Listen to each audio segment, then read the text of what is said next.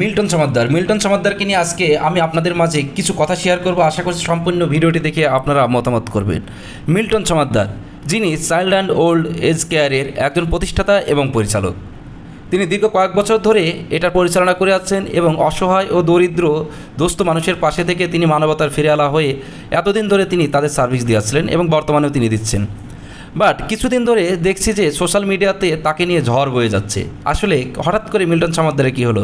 শোনা যাচ্ছে সে নাকি কিডনি বিক্রি করে, মানুষের কিডনি বিক্রি করে, যেসব অসহায় মানুষদেরকে তুলে নিয়ে আসে এগুলো তাকে ঠিক করার পরে তাদের কিডনিগুলো আসলে বিক্রি করে দেওয়া হয়। আসলে এটা কতটুকু সত্য?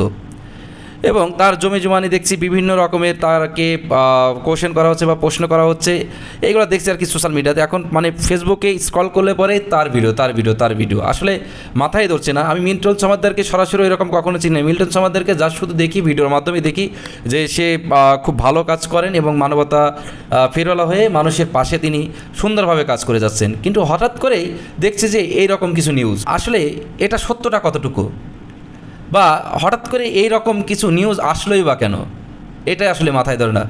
আসলে আমরা একটা ব্যক্তিকে কখনোই এইরকম মন্তব্য করতে পারি না যদি না সেটার প্রমাণ যতক্ষণ না হয়। আমরা কোনো প্রমাণ পেলাম না, কিন্তু দেখছি যে একের পর এক সোশ্যাল মিডিয়া ইউটিউবার সাংবাদিক ভাইরা সবাই তাকে গিয়ে যেরকম প্রশ্ন করা হচ্ছে, আসলে এখন বলতে গেলে যে বাংলাদেশে আসলে যে ভালো কাজ করতে নেই এটাই তার বাস্তব প্রমাণিত। একটা মানুষ ভালো কাজ করছে, তাকে নিয়ে আমরা যে এই যে এত পরিমাণে যে তাকে নিয়ে যে বিভিন্ন রকমের কুরুচি মন্তব্য করছি, এটা আসলে আমাদের বাঙালির পক্ষে একমাত্র সম্ভব। একটা জিনিস মনে রাখবেন যে খারাপ মানুষের কথা কিন্তু আসলে আমরা খুব কমই বলি। যে একটু ভালো কাজ করবে তাকে নিয়ে আমরা সবাই এরকম কিছু কীভাবে তাকে খারাপ দিকে নিয়ে আসা যায়, কীভাবে তাকে খারাপ বানানো যায়, এই জিনিসগুলো আমরা চিন্তা করি।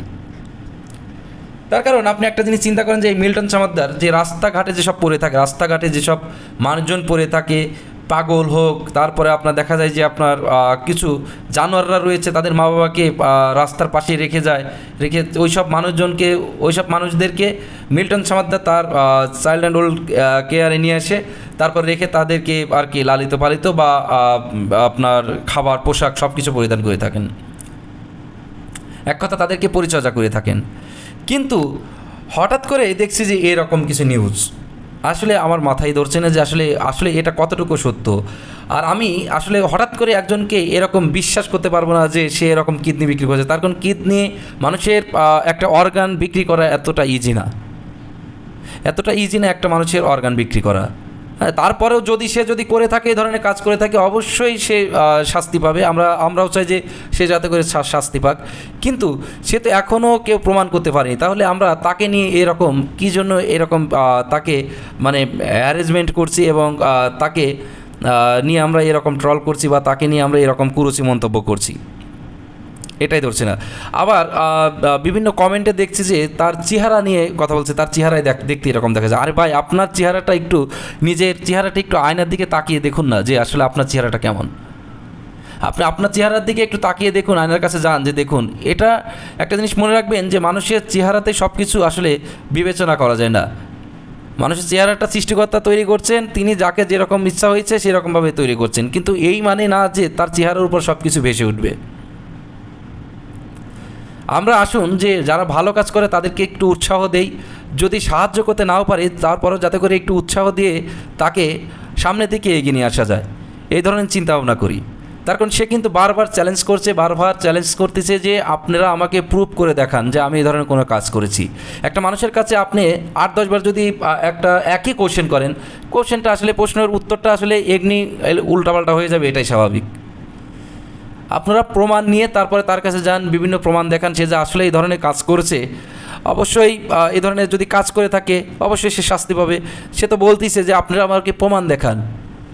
তিনি একটা জিনিস স্বীকার করছেন যে মৃত লাশগুলা সেটার হিসাব উনি দিতে পারবেন না, যেহেতু ওনার বিভিন্ন কজ আছে। উনি এখানে বলতেছে যে আমি বিভিন্ন জায়গায় দৌড়াদৌড়ি পাচ্ছি, কিন্তু আমাকে এরকম কোনো সুযোগ করে দেওয়া হয় নাই। এই জন্য আমরা কী করছি, গোপনে লাশ মাটি দিচ্ছি, অথবা যারা এখানে থাকতো তাদের আত্মীয়স্বজন এসে অনেকের লাশ অনেকে নিয়ে গেছে, এরকম কিছু কথা উনি বলতেছেন। আসলে জানি না এটা কতটুকু সত্য। তো আমার দৃষ্টিকোণ থেকে আমি মনে করি কি যে একটা মানুষকে কখনোই আপনার প্রমাণ ছাড়া হুটহাট করে তাকে এই রকম ধরনের কোনো কথা বলা উচিত না। যেহেতু সে এত ভালো কাজ করছে, আপনি দেখুন যে তিনি 200-300 মানুষকে তিনি এরকম আপনার কাছে রেখে তাদেরকে চালাচ্ছেন। আসলে আপনার আমার পক্ষে কিন্তু সম্ভব না। আমি একটা মানুষকে, উনি তো কয়েকশো মানুষকে চালাচ্ছে। যদিও এটা মানুষের টাকায় উনি চালাচ্ছে, উনি এটা বলছে যে এটা মানুষের টাকায় উনি চালাচ্ছে, কিন্তু তারপরে ভাই আপনি একটু চেষ্টা করেন না, আপনি দেখেন পারবেন কি না।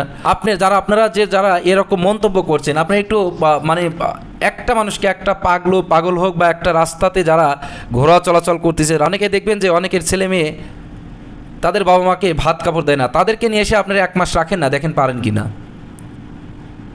এটা কখনো পারবেন না। কিন্তু আমরা আসলে এই যে তিনি যে কয়েকশো মানুষকে জায়গা দিয়েছেন, তাদেরকে খাওয়া দাওয়া থেকে শুরু করে সব দায়িত্ব উনি নিয়েছেন, তারপরেও এটা আসলে আমাদের সহ্য হচ্ছে না। আমরা কি করছি যে তাকে নিয়ে যত উস্কানিমূলক যত কথা বলা যায়, সে যাতে করে তাকে নিচে নামানো যায়, এই জিনিসগুলো আমরা চিন্তা করছি আর কি। এই মানুষের এইরকম নেগেটিভ মাইন্ড নিয়ে আসলে আমরা চলি। আমরা আসলে বাঙালি পারিও, ভালো কাজ থেকে কিভাবে তাকে সরিয়ে নিয়ে আসা যায় এই জিনিসটা আমরা খুব ভালোভাবে পারি। তো বন্ধুরা আসুন, আমরা আসলে সে যদি অপরাধ করে থাকে অবশ্যই সে শাস্তি পাক, কিন্তু প্রমাণ না করা পর্যন্ত আমরা আসলে এই ধরনের মন্তব্য থেকে বিরত থাকি। আসলে আমি যেটা বলছি সেটা আমি আমার দৃষ্টিকোণ থেকে বলছি। সবাই ভালো থাকবেন, সুস্থ থাকবেন। ভিডিওটি শেষ করছি। আল্লাহ হাফেজ।